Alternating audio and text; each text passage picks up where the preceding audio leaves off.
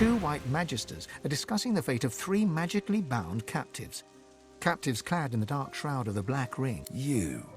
Ah, yes, I remember your scruffy. Shouldn't have come here, you. Indeed. And your presence is most unwelcome. Ah, of course. But I'm afraid that doesn't matter anymore. We have to get moving, Raymond. Let's end there. The two magisters whistle up their source hounds and advance upon you. Let's take them down.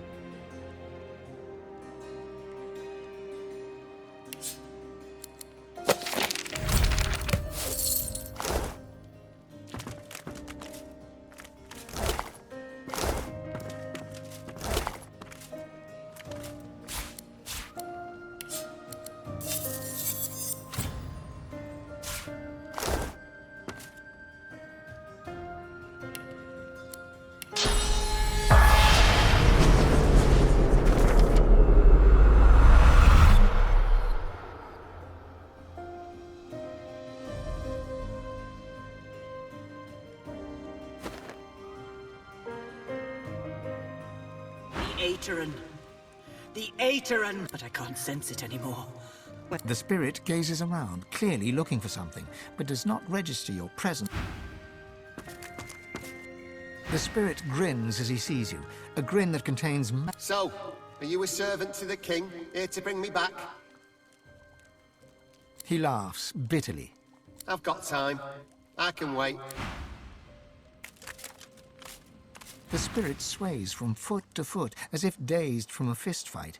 He looks right through you, hollow eyes empty. Gazing into his eyes, you see the tiny spark of source flicker again.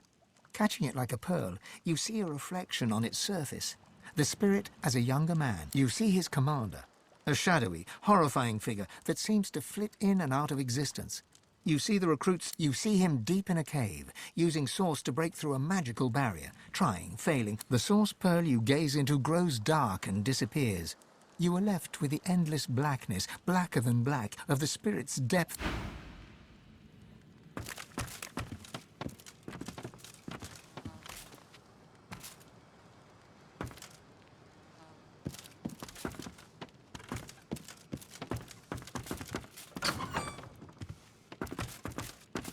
Her hands clasped together, the spirit of a woman. Unseen hands force her to her knees. Her lips move. Your hand passes through the spirit, but the woman's spirit seems to sense it also. She looks up. Am I dead? Are you a god? An echoing swish heralds a blur of silver passing through the spirit of an elven woman holds her palms upward. A hesitant piece and suddenly jerks to a halt. One of her hands moves to her stomach. She looks right through you, to her murderer. Her expression drowns in confusion and she drops to the floor, soundlessly. The spirit of a man cowers on the floor of the cell. An unseen hand yanks his head up by the hair. His wide, panicked eyes fight, but before he can, a slash opens across his throat and pitches forward to the ground.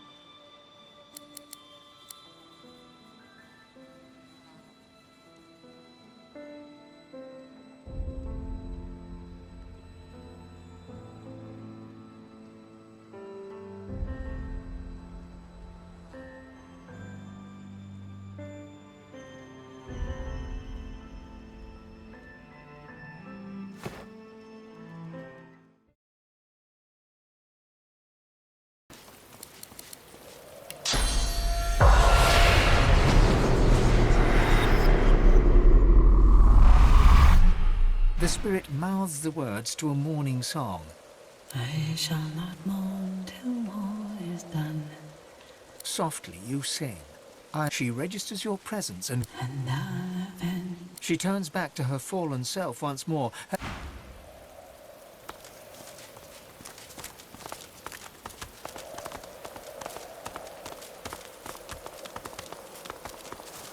When they come again, they'll be stronger.